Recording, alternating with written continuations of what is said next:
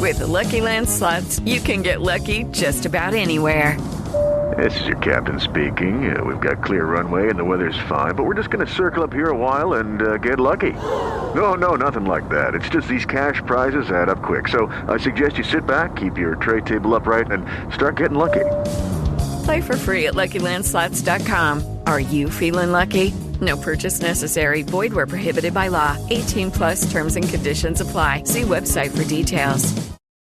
Hello, America. Welcome. It's Eric Erickson here across the United States of America. I hope you got blue skies where you are, because it looks like it's about to pour down rain where I am.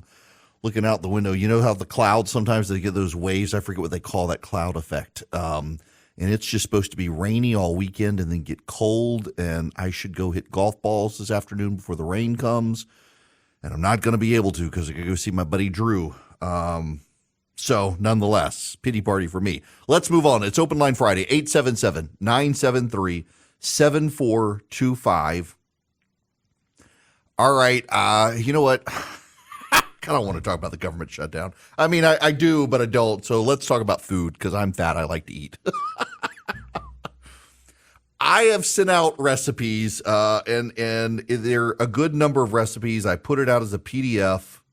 So that you guys have it, my holiday recipe booklet, and it's got breakfasts, it's got appetizers, it's got gravies and barbecue sauces and soups and salads and entrees and sides and bread and desserts. Some of the bread recipes, like one of them, I can't give you the measurements, and I finally had to experiment. So when Philip and I go to Las Vegas, and I am in desperate need of a trip to Las Vegas, I don't like to gamble a lot. I need to, or I go to Barnsley Gardens. Like, my body is telling me I've been around people for a month and a half nonstop. I haven't had a break. I need a break. But we go to Del Frisco's Double Eagle Steakhouse, which it's a chain, but even in Las Vegas, it's considered like the best steakhouse. And they serve these rolls, and I spent forever duplicating this recipe from this restaurant, and it's incredible. And I literally, it's a Parker House roll recipe, and I made Parker House rolls, like homemade from scratch, rolled them out, balled them up, folded them just so, and it's fantastic. It's fantastic. And then I had this epiphany. I haven't even told Philip this yet. He's listening. And I had this epiphany. You know what? You can buy frozen Parker House rolls. So why am I making homemade Parker House rolls and freezing them to then make this recipe? So I tried it with the store-bought. It was like, my gosh, I literally just saved myself 24 hours. But it's great. You line the bottom of the pan with butter and honey and put the frozen rolls in, and then you just let them rise for like 4 or 5 hours. And then you pop them in the oven for 20 minutes, and you got incredible honey butter rolls. You literally do not have to make the homemade rolls. So you could use the frozen ones. And I'm like, I can't believe I spent this long testing Parker House roll recipes when I could have just gone to the store and bought a bag of frozen ones. And from here on out, I will. And I've got that recipe for you. But it depends on your pan size. I can't give you a precise amount. Now, for the program directors listening right now, you're like, holy cow, Erickson has gone off the reservation. What on earth? We're going to have recipes on the show? No. There's a point. There's a method to my madness here. Now, if you want all of these recipes, you just text recipe, singular, not plural, singular, recipe to 33777. Follow the links through. You'll go to my recipe Substack, and you can click. It's a Google Doc. It's a PDF. And it's got them all. It's got a table of contents, 58 pages long, and it's got literally, if there's a recipe I'm making for Thanksgiving, it's in here. There are some extras as well. Some of my wife's favorite recipes, and some of them I took from other places, and I gave them credit. But there's a larger issue here. And it's this. I mentioned in the last hour when I was talking, I think, to Carol or Claudia, that how isolated an existence so many of us live. And we may only get together with friends and family for Thanksgiving. Maybe for Christmas or Easter or Hanukkah if you're Jewish, or a holiday of some kind, and otherwise we don't. And in our isolated existences, many of us drive ourselves in our quiet time to despair. There are a lot of people on the planet, there are a lot of people in our neighborhood who are starting to check out. They think the world is irredeemable. They think the world is going to hell. They think they've lost control of it. They think the people they hate now rule the roost.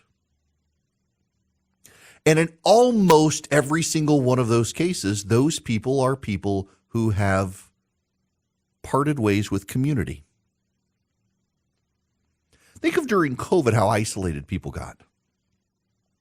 Think about some of you, some of it. Look, we've been bad about going to church ever since COVID. We've traveled a whole lot. Y'all, this is why I'm like ready to go to Las Vegas or go up to Barnsley Gardens. So for those of you not in Georgia, there's a place called Barnsley Gardens. It's a resort. It's out in the middle of nowhere. It's got a beautiful golf course. It's where I go to relax. Hilton Head, Barnsley Gardens, Las Vegas, the three places I can completely like flip a switch, my brain turns off, and it's great. I need to go to one of them badly. I have been traveling nonstop for a month and a half. I've been gone. There has not been a weekend in a month and a half that I've been home. I haven't been able to sleep late. I like to sleep late on the weekends. If I didn't have my hot tub, I would be losing my mind. I literally last night sat in the hot tub. There were shooting stars. I had no idea there were shooting stars last night. It was perfectly clear. I didn't even have my iPad. I just sat with a glass of bourbon in the hot tub, looked up, and there were shooting stars, and it was fantastic. And we're at this time of year as well where people get seasonal affective disorder because you leave work and it's dark. I mean, you leave work at 5 p.m., your day's shot. You can't go play golf balls because it's too dark outside, and there aren't a lot of golf courses in the country that allow night golf. That should be a trend, by the way. We should have more of them. And so people are prone to depression at this time of year. And then you're isolated. You don't have community. It's why I do the recipes. I'm not a master chef. I love to cook. I'm fat. I like to eat. I like to cook. I'm a picky eater. Every recipe I make, you probably will like it because if I like it, you'll probably like it. I don't have some gourmet palate. I don't want fancy stuff. My favorite restaurant on the planet is a place called Table in Maine. It's in Roswell, Georgia.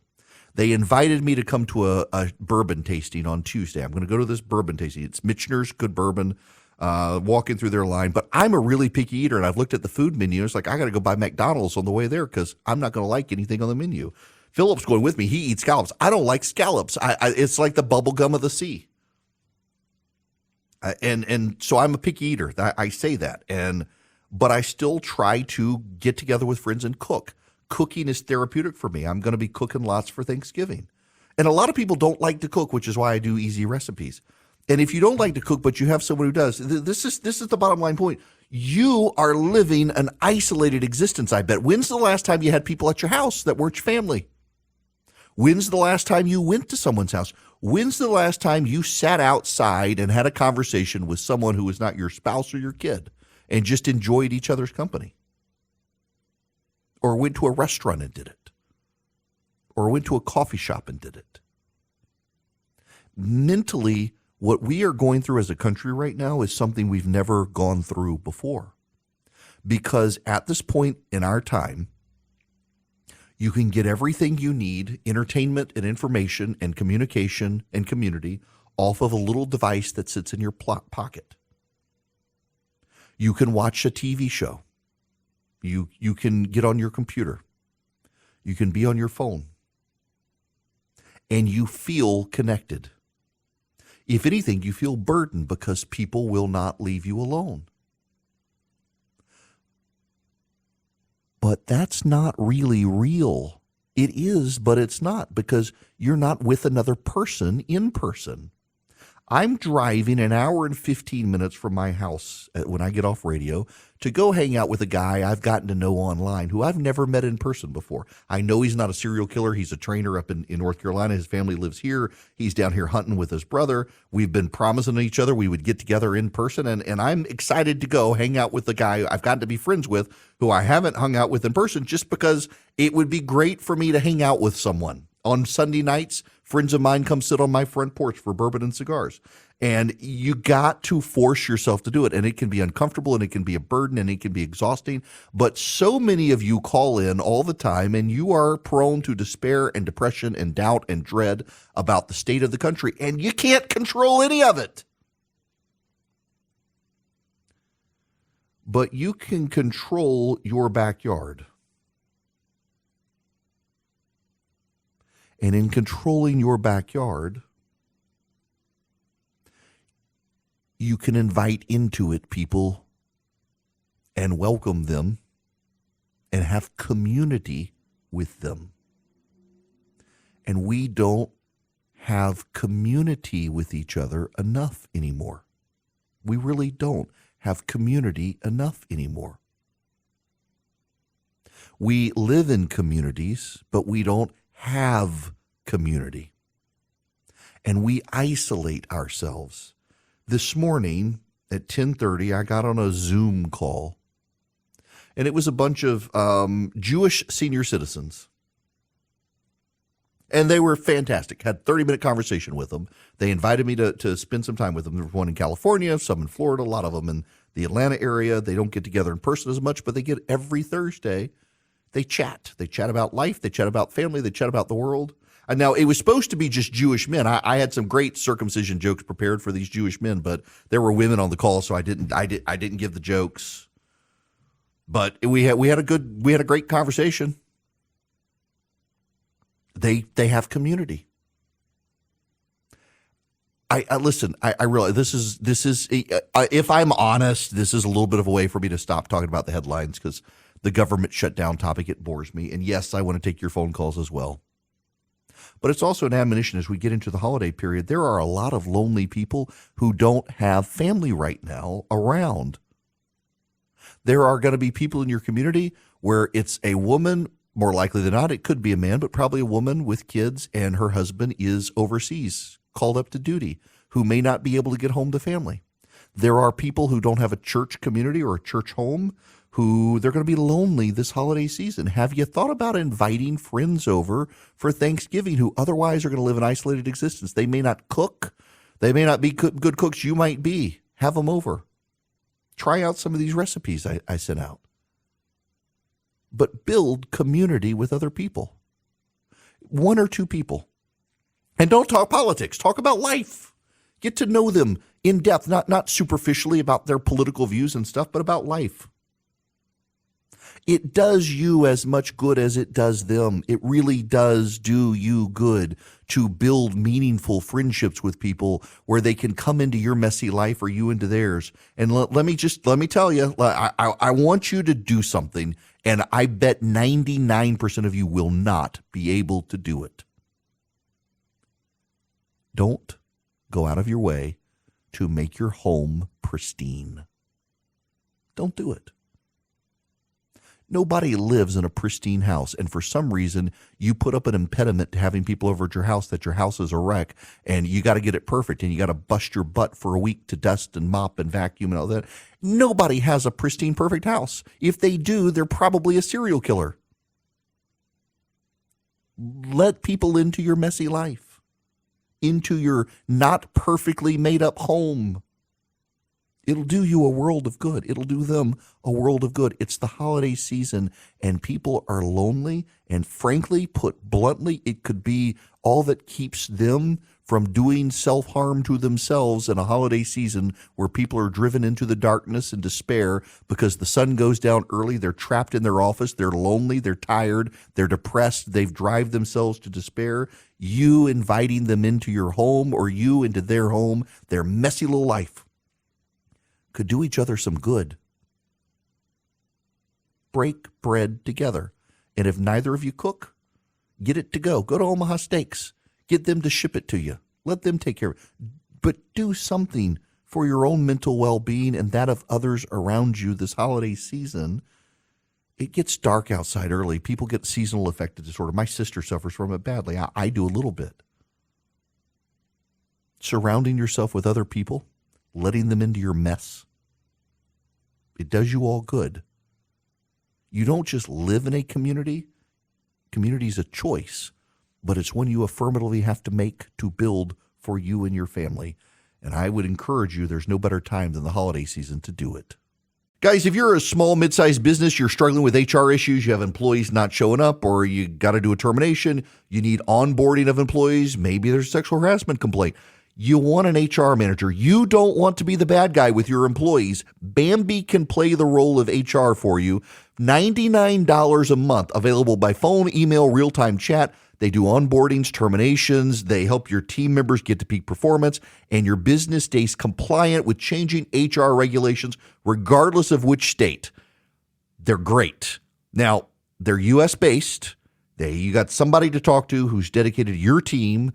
They give you access to HR expertise, and they add personal touches. So even though they're outsourced by your company, they really feel like they're a part of your team. That matters.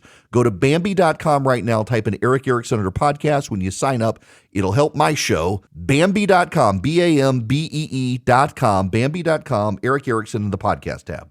It is an open line Friday. Glad to have you with me. Before we get out of here, let me go on and get to Al's phone call. Al, welcome. How are you? Al? You there? Hello? Hi there, Al. Welcome. You're on the show. Hey, Eric, how you doing? Can you hear me? I can. Hey, so I'm going to keep it simple for you. We're not going to do politics. Give you a break. Have you ever had cornbread hamburger helper? Okay, is that the hamburger helper and you mix it with like the Jiffy cornbread mix? Yeah, like just make regular hamburger helper, then do the cornbread, and then throw it on top, and then bake it in the oven. I have had this. Boy, it's been a long time since I was a kid, I think, the last time I had that, but I know exactly what you're talking about. Oh, man, I love it. Put some honey on the cornbread. Listen, my wife is the cornbread maker in our house, Alan, and her cornbread has gotten famous. My wife, y'all, has a cast iron giant, like 12-inch cast iron skillet, and the cornbread recipe essentially begins with put a pile of bacon drippings in the skillet and stick it in the oven while the oven preheats to like 450 until it's smoking. You pull it out, you pour the cornbread batter in, it fries on the bottom and it bakes on the top. No sugar in the cornbread because she's from the South. It is an incredible cornbread, and I use cornbread, although honestly, I just get bought cornbread at the grocery store for my cornbread dressing recipe, but it's delicious stuff. Okay, we're not going to turn into the recipe hour. We're no more recipes. We do need to talk about the government shutdown.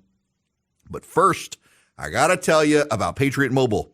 They are growing the conservative movement with your help. And all you have to do is go to patriotmobile.com/Eric and move your cell phone service to them. You get guaranteed great service using the same cell towers you're probably already using. And then on top of that, as they grow their profits, they give to the causes you care about in the conservative movement, and they give to conservative parents who are running for school boards around the country. They fund the conservative movement, but it takes you moving your business to them for them to grow their profits to be able to do it. You go to patriotmobile.com/Eric or call them at 972-PATRIOT. If you call them at 972-PATRIOT, you tell them I sent you, and you get free activation with my name. You get great discounts. If you want to see how good the service is, go to patriotmobile.com, click on their coverage map. You can zoom straight into your home or office and see how good the 5G, the data, the voice is. And you can move your existing phone number. You don't have to get a new phone number. You can keep your current phone number. You go to patriotmobile.com/Eric today, ERICK, or you call them 972-PATRIOT. You tell them I sent you. You get free activation with my name. You grow their profits. They grow the conservative movement. It's a collaborative, wonderful process together with patriotmobile.com/Eric. Welcome. It is Eric Erickson here across the country. Glad to have you with me. It's an open line Friday, 877-973-7425. My friend Chip Roy is very adamant that we got to secure the border, and he is obviously right. He is more than a little aggravated with House Republicans who seem to be squandering an opportunity. So Congressman Chip Roy on Twitter has put up this thread. I want you to hear some of this. He says that the House GOP agrees to simply passing a clean continuing resolution of the $1.7 trillion Nancy Pelosi spending package without extracting meaningful cuts or policy changes, that it means more debt and more funding of tyranny. As noted in a memo to my colleagues outlining a non-exhaustive list of things we fund that undermine the liberty, security, and freedom of conscience of the American people, radically expanded in the $1.7 trillion Pelosi spending package to process means the House GOP is going to advance a continuing resolution, which we were not even included to negotiate, which was roundly opposed and was supported by only 9 Republicans, and increased spending over 2022 by $130 billion. Now, what he points out here is that this continuing resolution that the House is considering passing is a continuing resolution of the spending package that Nancy Pelosi approved when she was Speaker of the House. And it would not secure the border. Senate Republicans are going wobbly on securing the border. And Congressman Roy, I think, I don't want to talk for him, but I think I know him well enough to know I think he'd rather the government shut down while we figure out how to fund all this stuff and make some cuts than just keep the Pelosi spending package going. He notes at the end, a vote for a continuing resolution without any real wins is a vote for the status quo and more deficit spending when we're running $2 trillion deficits, more bureaucrats undermining liberty, and more harm to the economy prospering. He very much believes, and I do too, we got to gut those IRS, claw back that funding for the IRS agents. Who cares that the CBO says it'll raise the deficit? Do it. They say they're going to raise the deficit by getting rid of, by not spending that money because, well, they won't be able to audit as many Americans. They're coming after the poor and the middle class. They're not going after the wealthiest. They're coming after the poor and middle class. And everybody knows it, but the Democrats lie about it. There's no reason to do this. We should not do a clean continuing resolution. The only caveat is kicking the can until December after the House squabbling over a speaker. It only gave the speaker about 15 days to figure something out, so kick the can to December or January and figure something out, but do meaningful cuts. Force the Democrats to cut. Do not give the Democrats a clean spending resolution. That would be absurd and a betrayal of the values the GOP claims to profess. Now, let's go back to the phones. Craig, you're calling and you're up. Welcome. How are you? Good. How are you? Good. What's going on? Well, first I wanted to make a comment about people are forgetting. I mean, you can fill in the details because I'm kind of vague on them. It's been a while. I think it was the late 80s or early 90s when Yasser Arafat was the leader of the PLO. If you remember, Israel and the U.S. offered Palestine a deal that basically gave them everything on their wish list, including an internationally recognized state of their own. And the only thing they had to do was drop their bloodlust for Jews, and they turned it down, which proves they don't want their own state. They want the Jews dead and the Jews state. Listen, this is what Hillary Clinton was explaining to the viewers of The View on ABC, that Yasser Arafat was given not just a commitment for a single Palestinian state, but the Israelis would help build a physical bridge connecting Gaza to the West Bank so they could have unified control over both of those sections, and Yasser Arafat turned it down. All they had to do was commit to not trying to exterminate Israel. And they wouldn't do it. They wouldn't. They gave up a two-state solution because they couldn't commit to peace. That should tell you everything. They're not the victims here. They're not the occupied. They're the occupiers. Israel had the land going back to almost 2000 BC. Eric, you're going to be up next. Welcome to the Eric Erickson Show. Hey, Eric. Thank you so much. Quick question for you. Number one, anybody listening, Eric Erickson, write-in candidate for president of the U.S. Listen, now, if you better hope my wife is not listening. She will hunt you down and bury you in the backyard. A second question is, Eric, how much do we have to worry? I'm a Christian, probably not as strong as you are and as knowledgeable as you are, but how much do we have to worry as Christians hearing these from the river to the sea, and seeing all the protests going on here in the U.S. that's going on. Being a probably 2/3 Christian society here in the U.S. How much do we have to worry about that coming our way down the road? I'm concerned about it. Honestly, it's why I continue to like stock up on guns and ammo in my house. I'm very concerned. Eric, I'm going to cut you off there. There's some background noise coming in. I am concerned about it because we're seeing it's not a hostility to Israel. We're seeing a hostility to Jews. And the hostility to Jews translates into hostility to Christians. And some of you, particularly if you're Jewish, are wondering how. Consider just this.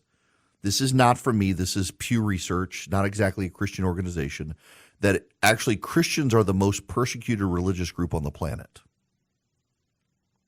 When you think about Iran and China and elsewhere, and really, if we're honest about it, it's because there are more Christians than Jews on the planet, but they are the most persecuted per capita group. And second is Jews. Muslims are rarely persecuted. Buddhists, Hindu, rarely persecuted. Christians and Jews, they descend from the same religious strain. Jesus himself was a Jew. He was not Palestinian. He was Jewish. And they're persecuted. And the people who hate the Jews tend to also hate the Christians. They hate the Jews for different reasons. They have these crazy conspiracies that the Jews have been in charge of stuff. And frankly, there are Christian anti-Semites. You know who was a big anti-Semite? A guy you might have heard of named Martin Luther, who started the Protestant Reformation. Martin Luther hated the Jews, directly blamed them for the death of Jesus, like it was the Jews who did it, not humanity, not the sins of the world. It was the Jews. And yes, I mean, historically it was the Jews, but if Jesus had been born in Ireland, it would have been the Irish. He just happened to be Jewish. There's a larger picture there, but a lot of reformers excused Martin Luther and said, well, he came from that strain of Catholicism in the Renaissance and in medieval period and the 1500s that blamed the Jews for everything. So it was endemic to the area, not just him. Still, he was an anti-Semite. He was. You got to grapple with that. Most of the reformers were not. In fact, the Reformation over time really evolved the understanding of the crucifixion to this was not something the Jews did. This was something all of us are responsible for. But I do worry about the spread of it. I mean, Scripture is pretty spot on the coming persecutions. I mean, the Romans, they sure did. They tore down the temple and they drove the Jews out of Judea, but the Romans were ruthless to Christians. Christians and Jews together should have each other's back. We may ultimately disagree on Christ and the Messiah and the resurrection, but the Christians are ideological heirs of Judaism to a degree, and the Jews are a persecuted people. And if Christians are commanded to love their neighbor, they should really love their Jewish neighbor, not because there's some biblical prophecy, but because you're commanded to love your neighbor and to be on the side of good. And Hamas is evil, and those who would support Hamas are evil. And the Jews on October 7th lived in peace, and it was Hamas that broke that peace. They are evil and should be annihilated. Have the back of the Jewish people who suffer and are persecuted. You just should, not because the Bible says so, but because you're a decent person, so you should. All right, back to the phones. Amy, you're going to be up next. Welcome to the show, Amy. Hi, Eric. Yeah, I just wanted your thoughts on the Ohio Amendment, which not only, secures abortion, but also gender-affirming care. And, what's your take on that? So this is my real frustration with the fight in Ohio is that, number one, the pro-life movement was outspent 5-1. Huge difference. Every commercial break in Ohio in the last week before the election had an ad supporting this abortion amendment.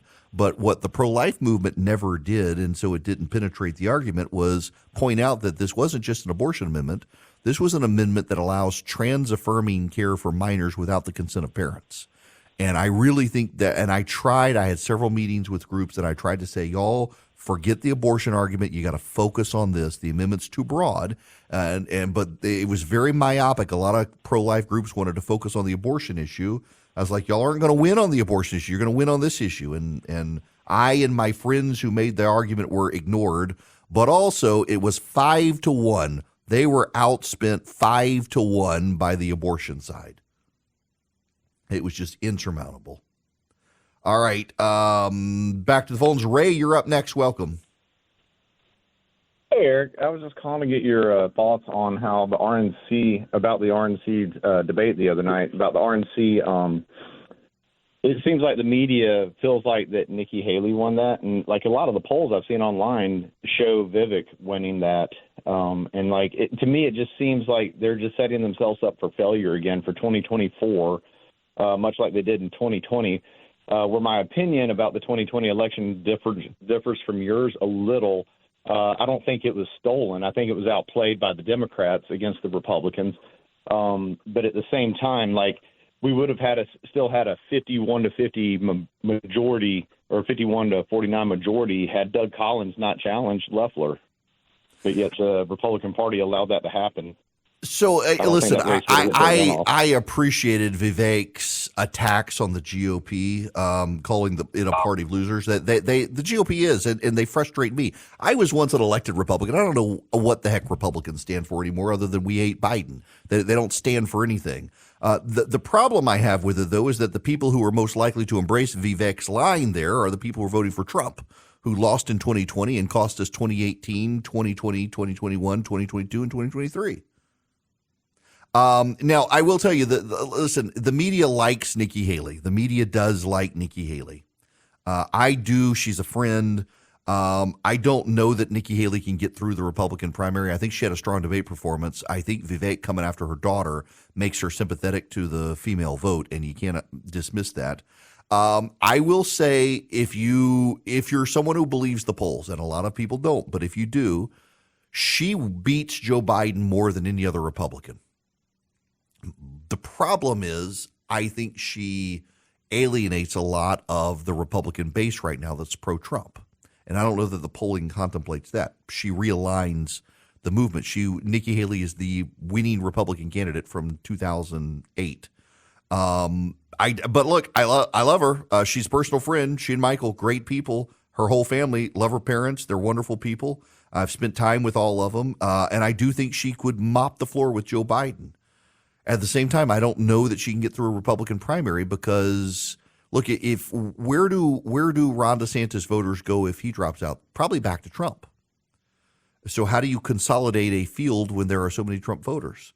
But the Vivek attack on her daughter, I just thought was, NBC, by the way, is attacking Ron DeSantis for saying Vivek should have done it. They say, well, he's attacking Hunter Biden. Well, yeah, Hunter Biden's a 54-year-old man who we know profited off of his father's connections. Nikki Haley's daughter is a young 20-something newlywed who just got out of college, who has stayed out of the limelight intentionally, and Vivek had no business dragging her on stage and attacking her for using TikTok when he himself uses TikTok, trying to point out Nikki Haley's supposed hypocrisy because her kid, who's an adult, uses TikTok. It offends me that he did that on her behalf. And he's not going to look. Vivek is not going to be president of the United States. Let's just be honest. He's not. He's not going to be the Republican nominee. He's running as a proxy to Trump. But he gets to be on stage and troll everyone because he knows he's not going to win. But he gets to be on stage, so he gets to troll everybody. He's having a great time, and people like him. But the people who are the loudest Vivek supporters are the ones who aren't going to vote for him. They're going to vote for Trump. Now, I got to tell you about Americans for Prosperity. They are going around the country, and they are explaining to people why Bidenomics is bad and how we can save the country from Bidenomics. And they do a very good job of educating people and making it so you yourself can explain it to other people. So Americans for Prosperity, they want to teach you how to make the persuasive case against it. All you have to do is go to americansforprosperity.org/Eric today. americansforprosperity.org/ERICK. You sign up, you become one of over 4 million activists. They educate you. They make you smarter than your neighbor. They teach you how to be persuasive to your neighbor. They teach you how to gather intelligence in your communities to who people are voting for, how to persuade them to vote for our side, and how to go to local city councils and school boards and state governments and make the case for free markets and free people. If you support limited government, if you support free markets and free people, sign up with Americans for Prosperity today. Be part of their movement. AmericansForProsperity.org/ERICK. Glad to have you with me. Too late for you to call in. However, Jim has been waiting patiently. Jim, you're going to be the last caller today. Welcome to the show. Well, I was glad to be on the show, Eric. What's going on? Well, I have a question concerning the U.S. Constitution versus abortion. Mm-hmm. Rush was not able to answer my question, and Hannity was not able to answer my question, and anybody else that's in the political arena that I've talked to about it has not been able to answer my question. So maybe you can. I would like to know just basically what in the world does abortion have to do with keeping the laws of our country? I mean, if we go to war, we don't have to call up every pregnant woman in the world and say, hey, can we go to war? You know, I mean, it's not even in the Constitution. Everything in the Constitution that's been there now in the way of amendments was politically motivated. I'd kind of like to know why. What business has it in there? It's not in the Constitution. The amendments. Oh, well, yeah. I mean, we've got 27 amendments in the Constitution. The 27th, incidentally, should have been part of the Bill of Rights. So the first 10 and the 27th were put in because they made political compromises in exchange for passing the Constitution. They do the Bill of Rights. The 11th and 12th were put in because it turned out structurally the way the country was operating was different from the way the Constitution intended. The 13th, 14th, and 15th put in because of the Civil War. The 16th because Congress got greedy and big and wanted more money. The 17th because Wisconsin's terrible and decided they needed to start direct election of senators, which ruined it for everybody. The 18th because the Baptists and the progressives got out of hand and wanted to stop drinking. The 19th because women got uppity and decided they wanted to vote. I kid because I love.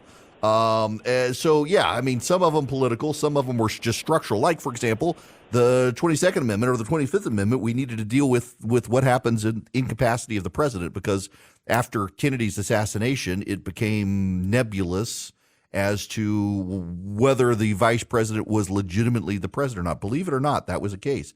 Was he acting or not? Abortion, however, is not in the Constitution.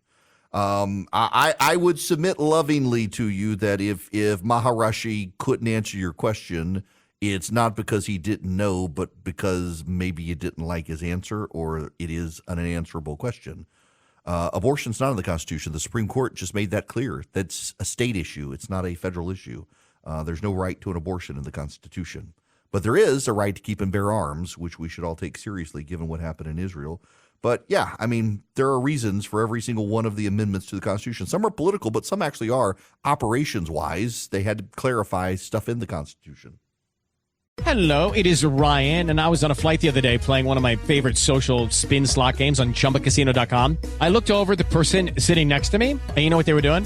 They were also playing Chumba Casino. Coincidence? I think not. Everybody's loving having fun with it. Chumba Casino is home to hundreds of casino-style games that you can play for free anytime, anywhere, even at 30,000 feet. So sign up now at ChumbaCasino.com to claim your free welcome bonus. That's ChumbaCasino.com and live the Chumba life. No purchase necessary. VGW. Void where prohibited by law. See terms and conditions. 18+.